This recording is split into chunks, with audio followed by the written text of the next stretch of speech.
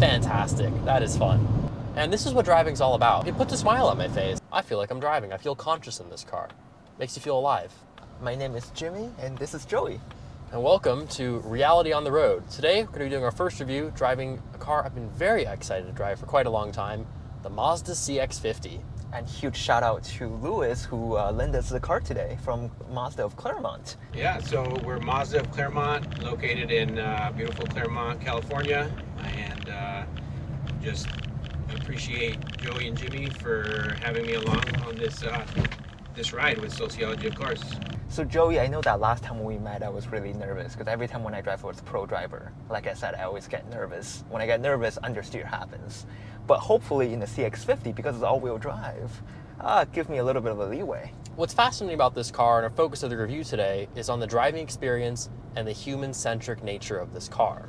Starting off with the front end, the first thing you notice is it's quite angular and aggressive with the grille design and the headlights, but yet it looks really premium. And at the same time, with this dark gray color, it doesn't stand out. It's one of those cars where you get closer and then you get to admire all the details. And I like that, once again fitting in with the classy, elegant vibe. It's like lean and mean, right? It's handsome, it's muscular. And as you can see on the hood here with the graphics, it's the CX-50 Meridian Edition.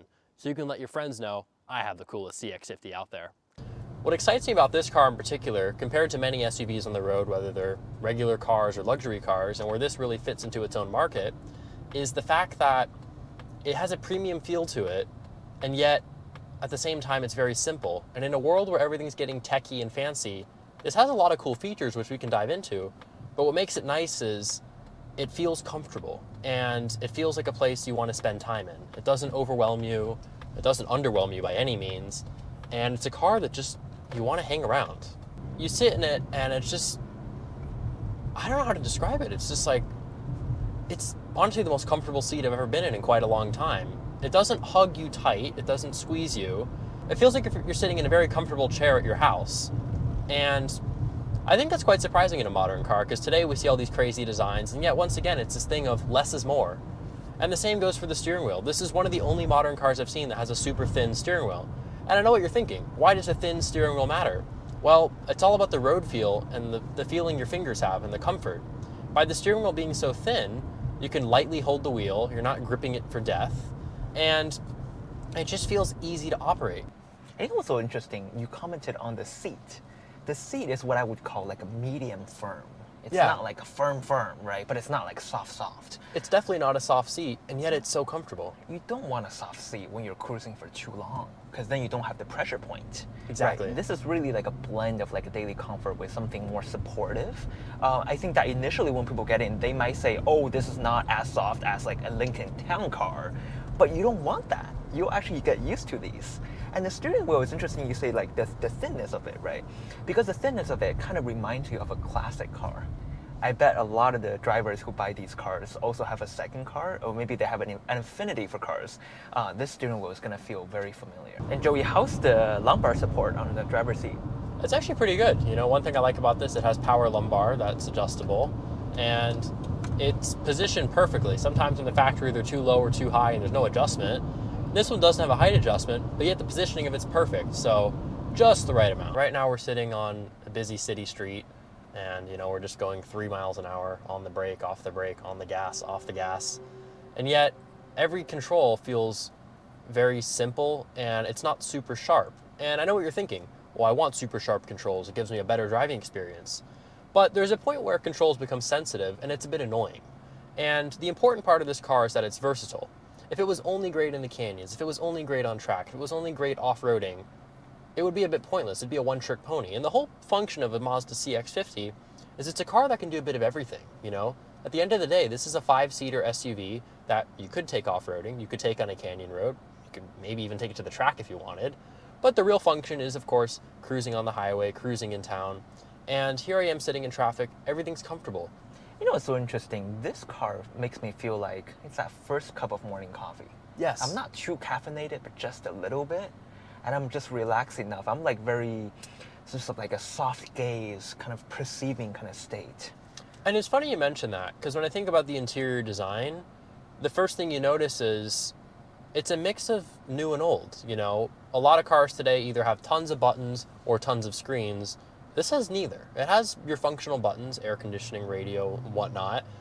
And yet, when it comes to screens, there's obviously a center screen for navigation.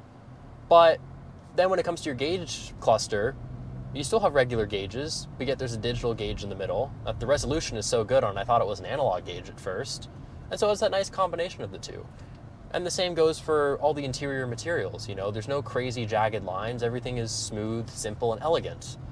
And I think elegance is something that's missing in modern car design.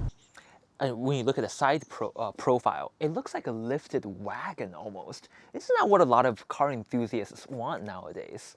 What's so interesting is a lot of people don't like the claddings right here, right? But by adding this line, it actually accentuates, elongates the cladding, making the car feel longer and also wider, yet a little bit shorter than the CX-5. But there's actually more room, which is interesting. Mazda engineers are really earnest, sophisticated people who truly care about just like the driving experience. And excuse my language, but like there's no BS. Every material touch, it feels intentional, from whatever the steering wheel's made out of to the material of the dashboard to even this little line of stitching. It's all very nice. And the click of the buttons, I mean, oh my gosh, is that fantastic. They did not have to do that, and yet they did. And also, one detail that Mazda went above and beyond on, all the materials in the seat. You've got this kind of leathery material here, a different material for this little stripe, contrast stitching. There's this fabric, thick stitching here next to the regular stitching on the seat. And you're just like, wow, this is properly detailed and thought out. Really, really nice, and something that 2025 you don't see much anymore. When you look at a car, right? Like when you look at a car brand, you got to really look at the halo car. In Mazda's lineup, it's really the Miata that's like the, what defines Mazda right now, right? So the SUV is like a big Miata, basically, when you think about it. It's the Miata that got a little slightly bloated, right? So it has all the characteristics. It has a suggestion of performance and also agility. But obviously you can't compare this to an actual performance car. But day to day, it's really the feel that matters to most drivers. And this really speaks to Mazda's philosophy of like a human-centric, the feel and the emotions. One of my random favorite features of any Mazda with the new cars is their turn signals, which you can see on the gauge cluster, but you'll see it more on the outside, is that it's not a simple flash or a striping system, it's a fade. It's just like, it's one of those little overkill features where you're just like, oh, that's nice. And I feel like that's the thing with this car, is every detail, it's just, oh, that's nice, It's all about the details. Everything feels intentional. Nothing feels left out. It's not over-the-top luxury, but it's very thoughtful. Yes. And I think, honestly, that's what a lot of people look for. They don't want a car that's full of stupid gimmicks they're never going to use, and they don't want a car that's bare to the bones where it has nothing. But this is a car where you're like, oh, I want this feature. I have it. Or this is a car that, it feels premium, and yet you're not paying premium luxury car money for it. And let me just say that I feel like when you get this car, you really need to get the terracotta leather. This really opens up the whole cabin. This interior color is absolutely stunning. Most people today, they get a boring black interior. And this, I look at, I'm just like, wow, it is stunning. It makes you think like, a car at this price having this interior, that's unheard of. And props to Mazda for doing it, because oh my gosh, does it feel amazing, and does it look amazing as well. What's super important is for your neighbor to get jealous. Your neighbor sees this interior, they're like, oh my God, I love your car. They know nothing about your car, but they just love the interior. And ducking my head into the interior, one thing you notice, despite being an SUV, it sits really low to the ground, which is nice because it's easy to get in and out of. And that's the really funny part about this car. It's very delusional in its looks. It looks very small at the rear end, and yet when you sit inside, it feels big. And here we are sitting in the back of a CX-50, and as you can see, it's actually quite spacious, given how it looks very small on the outside. It's a bit surprising. Despite the sporty roof, decent amount of headroom, got plenty of legroom, and I think most important is there's no like crazy features back here, but yet it's comfortable in every way. You've got an armrest with cup holders, the door armrest feels great. I can grab the handle. Obviously the sunroof or moonroof is plenty of light inside, and even on the feel, there's little grooves here for your fingers. Totally overkill, but oh my gosh, do I love it. And if you're a younger guy, you might think that, oh, sometimes when you take your dad's car out, people know it's your dad's car, right? In this car, we're both young. Do we look out of place at all? No, I feel like I might just belong in this car. This car looks like me. And another thing I love about the interior, just little details that you notice over time. Wireless phone charging, always very nice. Even the click of the center console. Oh, that's nice. The other thing that really stands out to me driving in town slowly is the tuning of the suspension. It seems today the trend is really soft suspension because it's comfortable, and I understand that, but then you drive the car, not even have to go fast, you just go around one corner or you go to brake, and it feels terrible, it feels numb. And yet this car, it rides over bumps very well, and yet there's really good feel in the chassis for how it responds to bumps, how it goes around a basic corner, and you feel connected to the road, but not to the point where it's stiff and it's uncomfortably connected to the road. It's just that nice, like, oh, I feel like I'm driving. I don't feel like I'm floating along pavement. It's like you feel the texture, but you also don't crash over the texture. That's what I like about this. There's vibrations through the interior, but yet it's comfortable. It's not like, oh, it's an annoying vibration. You feel like, okay, I feel like I'm driving. I feel conscious in this car. Makes you feel alive. This car being an SUV, of course, you expect it to be heavy, and 4,000 pounds, don't get me wrong, that is technically heavy from a physics standpoint, but for a modern SUV, that's pretty standard and honestly on the lighter side. And yet when you accelerate, in this case we were accelerating from 20 to 50 miles an hour, you don't have to have a lot of throttle. And this car is not overpowered. It has about 250 horsepower and almost 300 pound-feet of torque. But pair that with 4,000 pounds, it would seem like it's going to be a slow car. And yet all I had to do was use 30-40% of throttle, and it was enough to comfortably get me to accelerate. And now I'm talking about cool buttons. Let's try out the My Drive. So we're going to flick it into sport mode, and you're going to feel the throttle response is going to improve. I hit the throttle, it quickly downshifts, and now we're going to pick up some speed here as we're on a twisty road. Even on these all-terrain tires, there's still a lot of feel in the chassis. You know, we're not going crazy fast, and yet driving the car, I feel comfortable with the road. Normally when I drive a car on a canyon road for the first time, I feel a little bit nervous because I'm not sure how it's going to respond to steering, how it's going to respond to throttle, how it's going to respond to braking. And yet I have enough feel where I'm like, you know what? We're not pushing the car by any means, but it feels comfortable. And this road is amazing because it's a bit abrasive, as you can hear on the tires, but more importantly, it's bumpy. And so this is a road where, yeah, you could have a car that's infinitely stiff and maybe you could go around the corner faster, but you sure would not have a comfortable experience. And yet in this car, all the bumps it comfortably absorbs, as we go over a big one right there. Avoid a little trash can stuck in the middle of the road, no problem. Everything's comfortable, and yet when we go around a corner, I don't feel compromised in any way.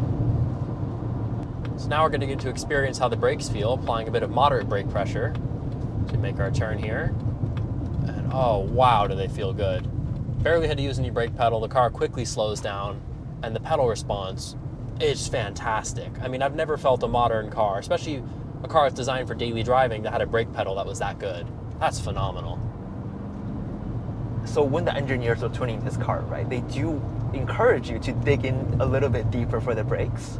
And then when you come back, that modulation, that release is really where the car can see a lot of rotation for an SUV of this size. This kind of goes back to like the fact that it's very hard to explain to people who don't like to drive their car to understand what truly makes Mazda great. Yeah, and that's the thing about it, is it's no sports car by any means, and yet here I am going around the road, having a fun time, and yet we're driving within a safe limit of what's legal and what's comfortable, and it puts a smile on my face. And this is what driving's all about, you know? It's cruising along. That's what we spend the majority of time doing. And boy, this car is a pleasure to cruise in. And a lot of people are really afraid of the body roll in the SUV because they always feel like, oh, I might tip over. But in this, it's more like a gentle shove of like a whole bunch of books on the bookshelf. It's like, ah, you feel the lean, but it's like a very gentle lean. So here's a great test of the CX-50, especially when you're driving in town. How good is the turning radius? So all-wheel drive, obviously not expecting to be great, and yet look at that, absolutely fantastic. And of course with the electric power steering, no effort required on the wheel either. Venturing to the back, tell me that these lights do not look like the Alfa Romeo aggressive lights. And I would agree with you, the taillights on this car are really a cool feature. You know, you've got essentially 4 bulbs, but obviously it's all LED and modern, and so it kind of has that Ferrari premium cool look to it. And yet at the same time, it's not the same as the Ferrari ones in any way. It's got its own shape to it where it's, I guess, half of a circle sort of. And then the way it sticks out of the body, it's like, wow, that's really cool. So the next thing that is notable is the trunk space. So this car is actually wider than the CX-5, shorter than the CX-5, but because they think that most people are not going to use, you know, they're not going to stack suitcases on top of one another. But it's really the horizontal space that really matters more. So as you can see, there's more room despite the fact that it is a little bit lower, a little bit sleeker. You can fit a person in there. Exactly. I would say you can pretty comfortably sit back here, enjoy a nice lunch. Or if you're going on a trip, want to put a dog back here or plenty of cargo, you've got room. And the really weird detail that I think is important that everyone skips in 2025, we have a spare tire. I mean, come on. Thank you, Mazda. Finally. Give it about half throttle there, and you can see picks up speed pretty quick. And what I like in sport mode is it shifts very fast, yet it's very smooth. And compared to many of its competitors, it has a conventional automatic transmission. So the driving response is great, and yet it's still reliable, comfortable, and fuel efficient as well. And now let's feel acceleration at full throttle, feels like. Put our foot to the floor. There we go, it takes off. Makes a good amount of noise. And you know what? It's decently quick. It's enough to where you enjoy your drive, and honestly, I know a lot of people say, oh, I want a car that's even faster, maybe it's a little underpowered. But I think the reality of a road car is you don't need that. Oh, this all-wheel drive system is just so good. It really is. You know, a lot of competitors will have cars that are front-wheel drive, and in my opinion, that just ruins the driving dynamics of a car. I think one word to describe the Mazda driving dynamics is seamless. Yes, that's a great point. And one fun part, it has paddle shifters, which, again, you didn't really expect in a sports car. They feel amazing, and they got a good click, and the response is really good too, which is surprising because most cars of this caliber, if they do have a manual shifting, it's terrible. And one really fun detail I like, say you don't want to use the paddle shifters and you want to use the actual shifter itself down here, it's like a Mazda MX-5 Cup car. Pull it back to upshift, push it forward to downshift. Fantastic, that is fun. I think this is a very honest car. It doesn't have all the flash, right? But it's like, it's a tool that you can depend on. Think about the hammer that you use, or like the tool that you like to work with for your job. It's like that trusty tool that you can always depend on. Nothing fancy. I think a lot of these premium SUVs out there are kind of like work boots with furs in it. This is just a pair of old school, full grain leather boots that you know you can always depend on. I mean, what's better than that? If you're a car guy, if you just appreciate the mechanical things of cars, this is it. Really. It really is. And that's what I like about it. The beauty is in the simplicity, and I love it. So, as you may have seen on this car is actually for sale. So if you really like it and you want to buy one, here's the top of the line trim one you can buy from Mazda of Claremont. So a huge thanks to them for giving us this car to review. And this car, pretty much brand new, 7,500 miles, absolutely pristine condition. And it's been a pleasure to drive, and I tell you what, if you are the lucky owner of this car, man, are you gonna have a good time. So once again, a huge thank you to Mazda of Claremont for lending us this car for the day to review. And I hope you guys really enjoyed learning about the Mazda CX-50. And hopefully, you want to drive one too. So, I'm Joey. I'm Jimmy. And this has been Reality on the Road. We'll see you next time. See ya.